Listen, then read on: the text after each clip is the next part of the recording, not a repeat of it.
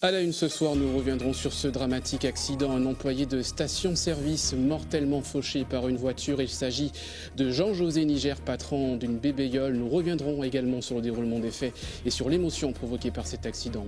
Le Martinique Rallye Tour, dernier coup de volant ce dimanche et victoire de Simon Jean-Joseph. Pour les organisateurs, la compétition est une réussite. Les spectateurs étaient au rendez-vous. Le Foyail Color Run, des milliers de personnes dans les rues de Fort-de-France pour une course sans classement avec des participants aspergés de colorants. Et puis le nouvel album de Kevin Pron, le chanteur lyrique de Martiniquais, prépare un nouvel opus enregistré à Londres. Une nouvelle étape pour celui qui a participé à l'émission The Voice en Angleterre. Il est notre invité ce soir.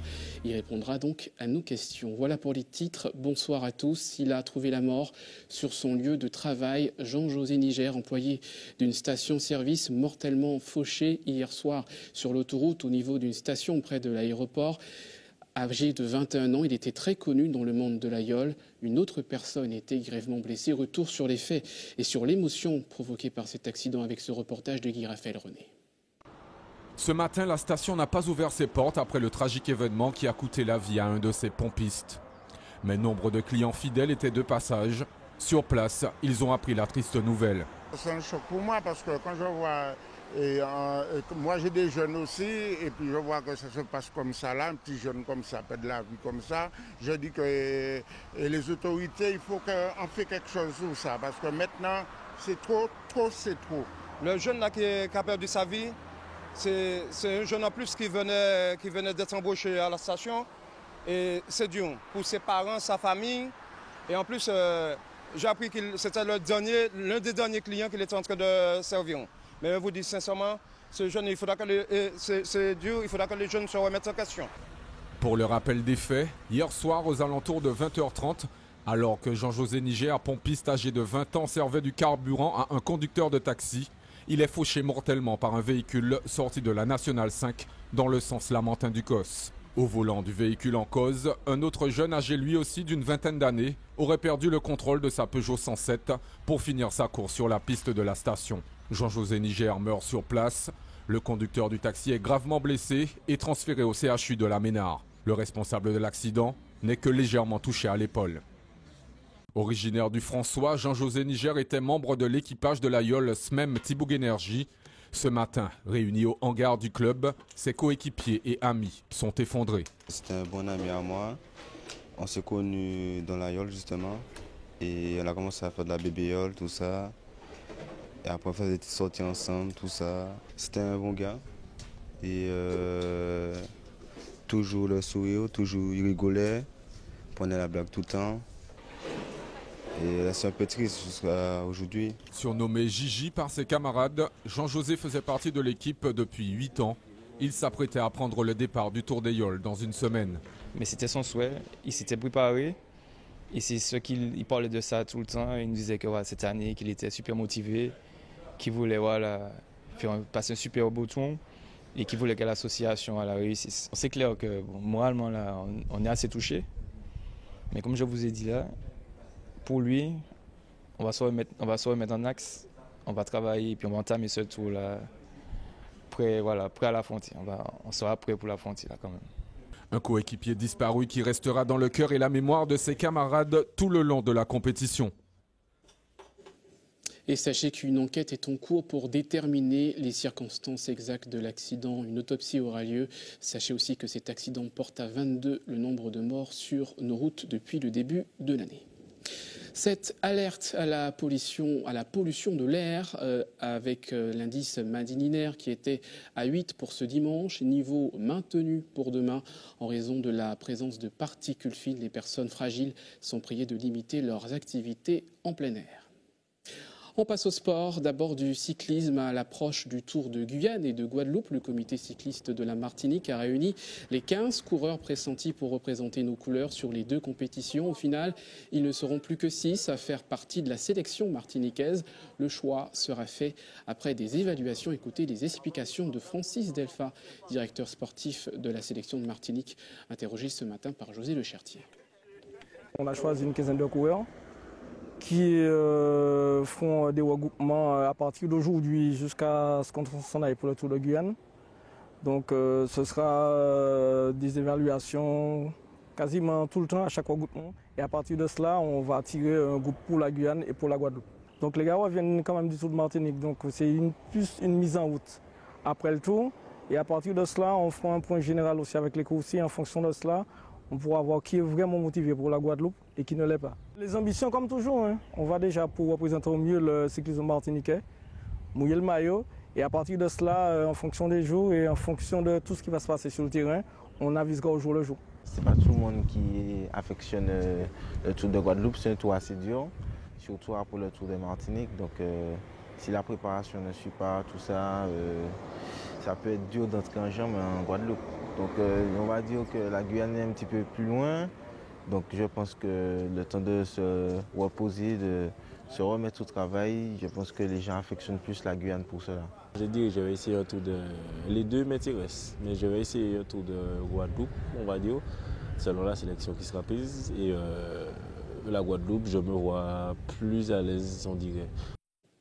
Sport automobile, et c'est Simon Jean-Joseph qui remporte la deuxième édition du Martinique Rally Tour avec sa DS3 WRC, vous voyez à l'écran, qui est donc arrivé devant le Jamaïcain Jeffrey Ponton en Ford Focus. Le Martiniquais retrouve la victoire sur son ligne natale après une décennie d'absence. Écoutez sa réaction recueillie par José Le Chartier. C'est une belle épreuve qui doit être certainement améliorée, retravaillée, mais ce n'est qu'en forgeant qu'on devient forgeron. Et je tiens à féliciter l'ensemble de l'équipe d'organisation qui a fait un gros travail.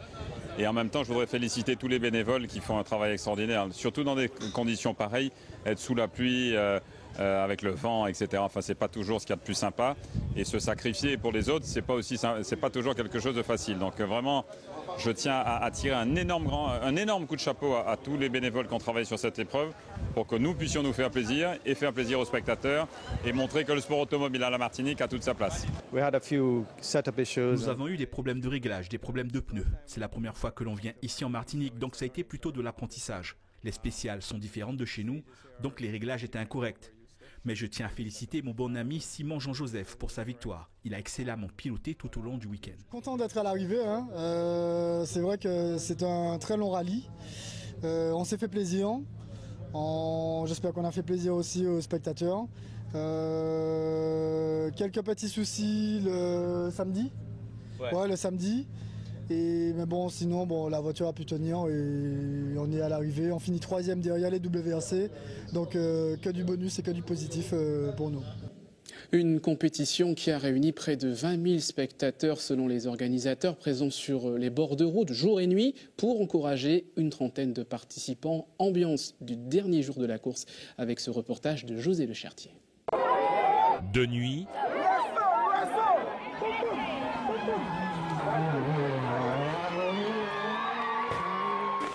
de jour, sous la pluie, un véritable passionné, il n'y a rien pour les décourager. Il a fallu attendre 13 ans pour ce moment.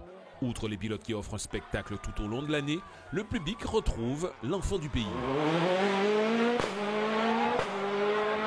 Cette année, il y a Simon Jean-Joseph, il y a Benton. On avait envie de voir du spectacle. Encore plus de spectacles. Chaque année, il y a du spectacle. Là, cette année, encore plus. Regardez tout le monde que ça ramène. Et en plus, on est là, on est en convivialité, on s'amuse. Le spectacle. Les pilotes. Simon Jean-Joseph. C'est vrai qu'avant j'étais fan et c'est effectivement la venue de Simon qui m'a fait revenir. Donc j'espère que les organisateurs vont continuer dans ce sens pour avoir des beaux rallyes.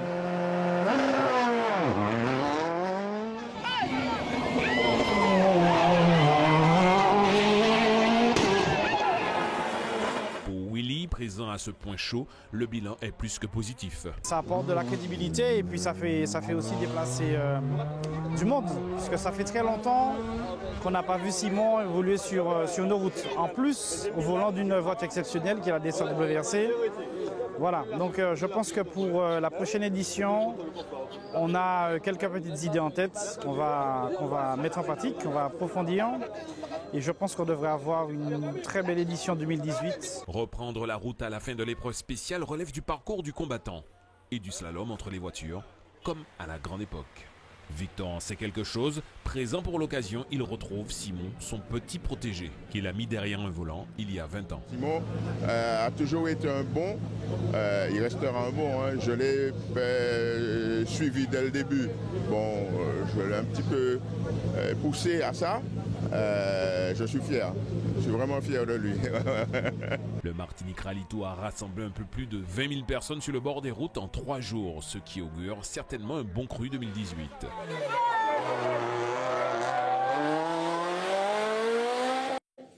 Et pour refermer cette page sport, ce rendez-vous haut en couleur, 4000 participants à la Foyal Color Run. La course de 5 km dans les rues de Fort-de-France s'est déroulée ce matin.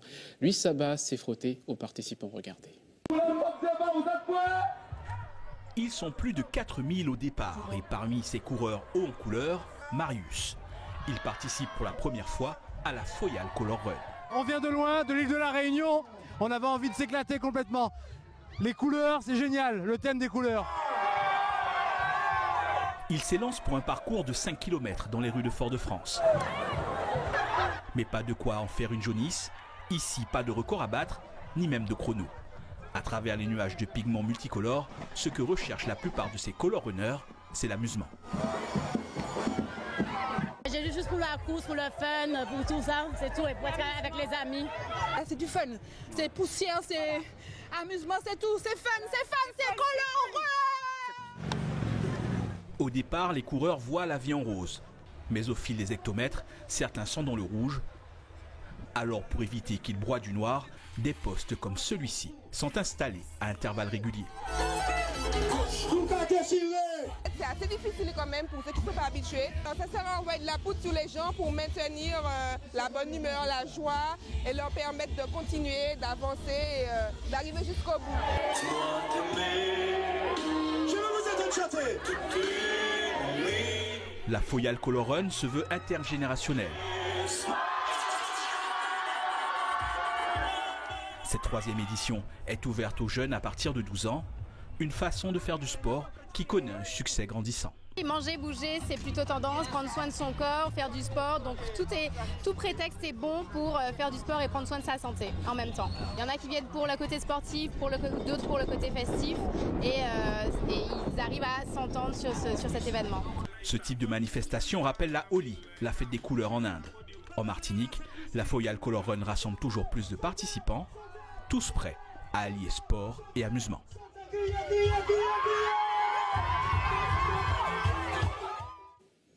Restez avec nous à suivre dans votre journal. Nous irons à la rencontre de 2 nouveaux pensionnaires du zoo de Guadeloupe. Et puis la recette d'une gourmandise à base de caramel et de cacahuètes, le Sick Pistache. Un atelier y était consacré chez nos voisins guadeloupéens. Elles pèsent plusieurs kilos et font partie d'une race de tortues très rare. 2 de ces reptiles sont désormais visibles aux zoos de Guadeloupe. Les propriétaires espèrent qu'elles pourront se reproduire en captivité. Le reportage de Karine Diama. À tout juste 25 ans, ces 2 tortues Seychelles pèsent déjà 150 kilos et font désormais partie des pensionnaires du parc zoologique de Guadeloupe. Ce sont 2 tortues qui étaient dans la région de Capesterre, qui ont été amenées ici pour être dans les meilleures conditions possibles. C'est une espèce qui est extrêmement rare aujourd'hui, elle est très très menacée. Elle vient des Seychelles et des îles d'Aldabra dans l'océan Indien. Ce sont des espèces qui sont menacées par la remontée des eaux. En fait, leur milieu diminue parce que les îles diminuent de surface à cause de la montée des eaux, du réchauffement climatique. On en parle encore une fois, bien sûr. Et donc, c'est des espèces qui sont arrivées ici puisqu'on essaie à tout prix de les reproduire en captivité, ce qui, pour l'instant, n'a jamais été fait. Et étant donné leur rareté, il faut absolument qu'on réussisse à les reproduire en captivité pour justement les sauvegarder. Aussi appelées tortues éléphantines, de par leur grosseur, elles mangent entre 5 à 8% de leur poids, soit environ 5 à 7 kilos par jour.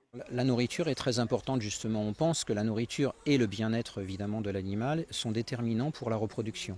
Et donc on fait tout pour obtenir cette fameuse reproduction, comme je vous disais tout à l'heure. Donc vous avez vu tout à l'heure, j'ai nourri, on donne actuellement beaucoup de légumes, hein. C'est beaucoup de végétaux, pas tellement de fruits, pour des raisons de quantité de sucre. Donc on leur donne principalement courgettes, aubergines, salades, un tout petit peu de tomates, mais peu. Beaucoup de concombres aussi, parce que c'est riche en eau et en fibres. Menacés par la montée des eaux, il s'agit aujourd'hui de les protéger. Aujourd'hui, face aux animaux rares ou en voie d'extinction ou en voie de raréfaction comme les tortues des Seychelles, le but des zoos, c'est d'être tous, on est tous associés, on est tous liés, et c'est de permettre une reproduction, parce que c'est par le biais de la reproduction et de la préservation, de la conservation de l'espèce qu'on arrivera à les protéger dans leur milieu naturel et à conserver l'espèce qui a failli disparaître en totalité dans les années 1900. Dans quelques mois, elles partiront pour le zoo de Martinique, où un enclos plus grand les attend, ainsi qu'un climat plus favorable à leur reproduction. Pause gourmande à présent avec la recette du Sic Pistache, une douceur antillaise à base de cacahuètes et de miel. Une passionnée de cette petite confiserie transmet son savoir-faire lors d'ateliers culinaires en Guadeloupe. Le reportage de nos confrères d'ATV Guadeloupe. Alors, pour faire les sucre à pistache ou encore les nougats à pistache, il nous faut comme ingrédients 250 g de cacahuètes, il nous faut de l'eau et il nous faut du sucre. On va mettre 20 cuillères de sucre, d'accord? Après, on va mouiller avec de l'eau. On va mettre notre sirop à cuire. Et c'est parti pour une démonstration. 13. Je mouille le sucre juste pour ça puisse de l'eau pour que ça puisse fondre et non brûler. D'accord? Parce que si je ne mets pas beaucoup d'eau, ça va me donner un caramel amer. Si je mets trop d'eau, ça reste trop longtemps. Allez, voilà. Voilà. On met sur le feu. Et pendant ce temps, avec notre thermomètre maintenant, on va mesurer. D'accord? Jusqu'à ce que ça arrive à 160 degrés. Josiane est passionnée de cuisine. Pour elle, c'est toujours un plaisir d'organiser ses ateliers culinaires et transmettre son savoir-faire. Oui, je suis une passionnée de cuisine. Tout ce qui est cuisine, tout ce qui est confiserie, glacerie, j'aime. Depuis toute jeune, je me suis toujours intéressée à la cuisine. D'ailleurs, c'est ma profession. Je transmets mes savoirs aux gens avec passion. Et même aux enfants aussi, quand ils viennent pour faire des sucettes, aux jeunes qui viennent apprendre à faire le nougat, le Sic à pistache. Retour à la recette du Sic à pistache. Et je couche tout de suite. Voilà, je couche tout de suite. D'accord? Une préparation en quelques minutes sous le regard attentif des participants qui comptent bien refaire la recette. En fait, ça apprend de la tradition, de tous ces savoirs qui sont en train de se perdre. Et donc, je profite de l'expérience de cette dame pour en avoir un peu plus. C'est facile, simplement lorsqu'on sait, c'est agréable. Et donc, envie de partager ça avec mes enfants quand ils viendront, de la Guyane en plus. Donc, ils ne savent pas que c'est ce genre de recette de cuisine, quoi. Voilà un bon Sic à pistache à déguster sans modération. Voilà pour les gourmands. Notre invité ce soir, Kevin Prone, bonsoir. Bonsoir. Et merci d'avoir accepté notre invitation. Vous êtes chanteur lyrique martiniquais, vous êtes installé en ce moment à Londres. Avant de parler de votre nouvel album qui va sortir en septembre prochain, on va revoir un extrait de votre participation à l'émission The Voice. C'était en début d'année 2017. On regarde.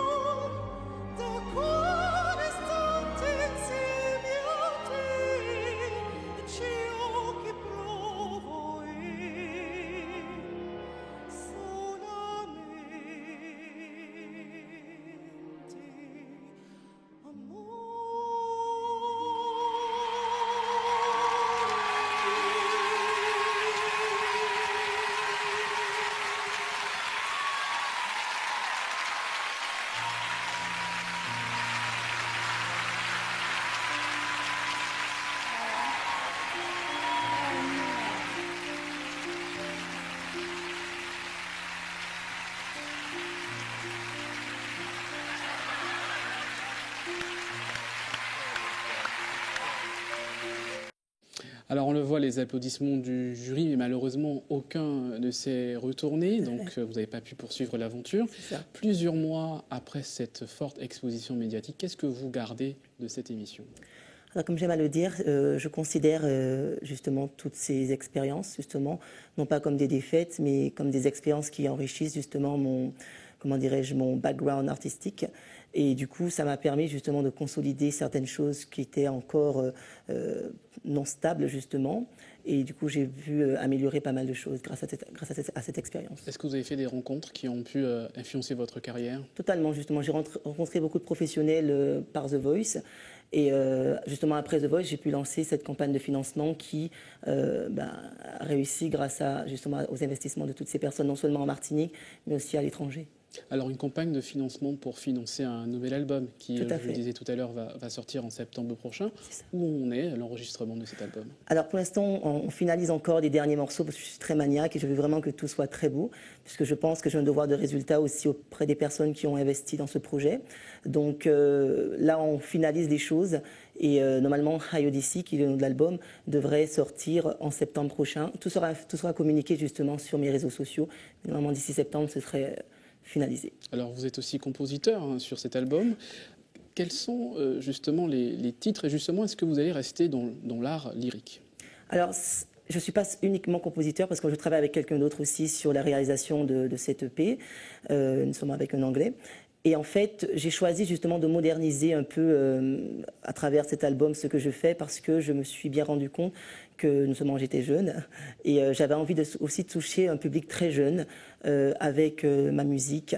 Donc du coup, j'ai choisi de travailler dans des influences assez alternatives et également cinématiques. Je suis très passionnée par la musique de film, donc du coup, j'ai vraiment voulu mélanger un peu ces influences à ma musique tout en gardant bien sûr ma voix de contre-ténor. Alors au final, ça donnera quoi ?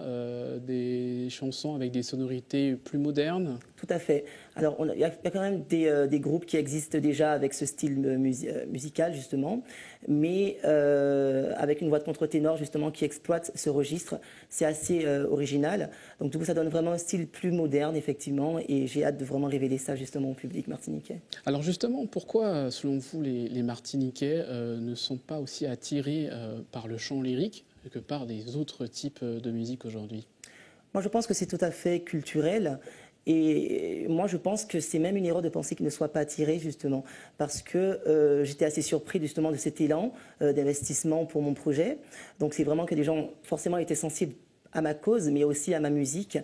Et je pense que nous avons une très grande richesse, justement, culturelle en Martinique. Et il faut juste simplement fouiller, aller vers les gens, leur montrer, justement, qu'est-ce que l'art lyrique, pour qu'ils soient vraiment sensibilisés. Et vraiment, je pense que c'est possible de faire des concerts d'opéra ou bien même de présenter l'art lyrique en Martinique, vraiment. Alors, vous l'avez dit, votre voix... c'est une voix de contre-ténor. Contre-ténor, qu'est-ce que c'est exactement ? La voix de contre-ténor, c'est une voix justement aiguë. Donc du coup, justement, on travaille sur un handicap en vérité, parce qu'il s'agit d'un handicap de la corde vocale qui permet cette possibilité d'atteindre justement des notes aussi hautes.